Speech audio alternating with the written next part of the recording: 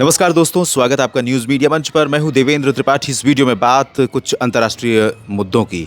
भारत इस समय G20 की अध्यक्षता कर रहा है और इसको लेकर देश के अलग-अलग शहरों, अलग-अलग राज्यों में तमाम महत्वपूर्ण बैठकों का आयोजन हो रहा है, जिसमें दुनिया भर के कुछ विषयों के विशेषज्ञ, जिस विषय पर मीटिंग होती है उस विषय के विशेषज्ञ और संबंधित तमाम जो पक्ष हैं, G20 मेंबर्स हैं, उनके सदस्य देशों के प्रतिनिधि, साथ ही साथ कुछ इनवाइटी मेंबर्स होते हैं, यानी कि आमंत्रित सदस्य देश होते हैं जिनकी सहभागिता से उस बैठक को आयोजित किया जा रहा है। जम्मू कश्मीर इन दिनों सुर्खियों में रहा। G20 की बैठक को लेकर 22 और 23 मई को यहाँ पर बैठक आयोजित की जा रही है। आज 23 मई है और आज दूसरा दिन था बैठक का, और यहाँ पर पाकिस्तान और चीन की तरफ से बड़ा विरोध जताया गया था, लेकिन भारत ने हमेशा की तरह दो टूक शब्दों में कहा कि जम्मू कश्मीर भारत का अभिन्न अंग है और अंतर्राष्ट्रीय आयोजन हो या राष्ट्रीय आयोजन हो, इसे करने के लिए भारत को किसी और की सहमति या उसकी मंजूरी की कोई ज़रूरत नहीं है। तो फिलहाल मुद्दा जम्मू कश्मीर ही नहीं, बल्कि मुद्दा ये है कि भारत जब इस समय अंतर्राष्ट्रीय मंचों पर अपनी प्रखर उपस्थिति दिखा रहा है। G7 की बैठक में हिरोशिमा में अभी जो बैठक आयोजित की गई G7 की, उसमें भारत को आमंत्रित किया गया था और जापान के प्रधानमंत्री फूमियो किशिदा ने जब वो भारत दौरे पर आए थे हाल ही में, तो उन्होंने इस बैठक में भाग लेने के लिए प्रधानमंत्री नरेंद्र मोदी को व्यक्तिगत तौर पर आमंत्रण सौंपा था और इस नाते विशेष उपस्थिति रही भारत की और तमाम देशों की भारत की तरफ निगाहें थी, भारत की तरफ नज़रें थी। एक महत्वपूर्ण इस बैठक का, इस आयोजन का एक महत्वपूर्ण पहलू ये रहा कि दोस्तों, आप जानते हैं कि द्वितीय विश्व युद्ध में जब जापान के हिरोशिमा और नागासाकी पर अमेरिका द्वारा परमाणु बम गिराया गया था, तो ये दोनों शहर तबाह हो गए थे और इन दोनों शहरों पर जो तबाही के निशान हैं वो अभी भी मौजूद हैं। तमाम कई पीढ़ियाँ उस त्रासदी को अभी भी झेल रही हैं, उबर नहीं सकी हैं। लेकिन इस बैठक में बड़ा दिलचस्प दृश्य देखने को मिला, जब उसी हिरोशिमा शहर में शांति के आह्वान के लिए उन दोनों देशों के राष्ट्राध्यक्ष मौजूद थे जिसने हमला किया था और जो पीड़ित था, यानी जापान और अमेरिका। अब वापस लौटते हैं इस मुद्दे पर कि इस समय अंतर्राष्ट्रीय मंचों पर भारत की भूमिका किस तरह से बढ़ गई है, चाहे वो G7 हो या G20 हो या अन्य अंतर्राष्ट्रीय मंच जिसमें शंघाई कोऑपरेशन ऑर्गेनाइजेशन SCO की बैठक हो। इसमें भारत की भूमिका इसलिए बढ़ गई है क्योंकि अमेरिका और तमाम NATO के जो संगठन हैं, उनके लगातार प्रयासों के बावजूद रूस और यूक्रेन के बीच जारी संघर्ष में कोई भी बदलाव नहीं हुआ है। अब भारत रूस के साथ भी एक महत्वपूर्ण साझेदार है और रूस के साथ एक अच्छी दोस्ती है। ऐसे में दुनिया के तमाम देशों की नज़रें, जो बड़े देश हैं जिनको ये लगता है कि हथियारों के दम पर नहीं, अब शांतिपूर्ण ढंग से रूस और यूक्रेन के बीच जो विवाद चल रहा है उसका समाधान निकाला जाए, तो लोगों की नज़रें सीधे भारत की तरफ आती हैं और भारत इसके लिए प्रयास भी कर रहा है।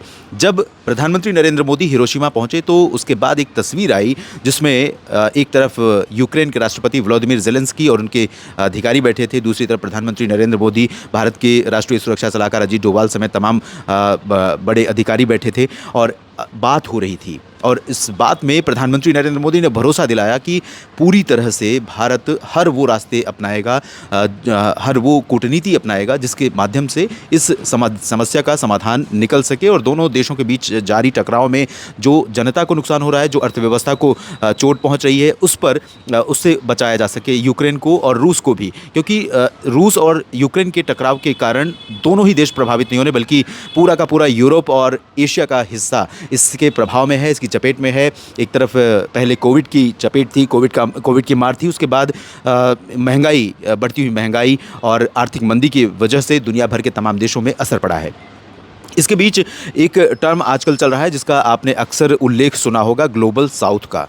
दरअसल अगर आप एक लाइन में समझने की कोशिश करें तो जो उत्तर के देश हैं जिसमें अमेरिका, जापान और यूरोप के तमाम देश, यहाँ तक कि रूस भी शामिल है उसमें, तो ये तमाम देश काफ़ी हद तक विकसित हैं या अगर उनमें जो विकासशील देश हैं उनकी भी अर्थव्यवस्था की हालत या वहाँ पर लोगों का जीवन स्तर बेहतर है।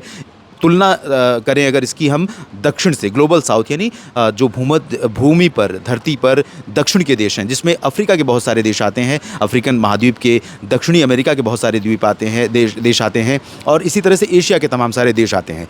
तो इस बार अब जब से भारत G20 का मेंबर बना है, भारत ने ग्लोबल साउथ की आवाज़ को दुनिया भर में उठाने के लिए बहुत सारे प्रयास किए हैं। और भारत का जो मुख्य जोर है 3 बातों पर ग्लोबल साउथ को लेकर के। एक है खाद्य सुरक्षा, जो बहुत अहम है पूर्वी एशिया, दक्षिण पूर्वी एशिया के लिए, और दक्षिण अफ्रीका के दक्षिणी देशों के लिए, और दक्षिणी अमेरिका के लिए यानी ग्लोबल साउथ के लिए। और दूसरा मुद्दा है स्वास्थ्य से जुड़ा हुआ है।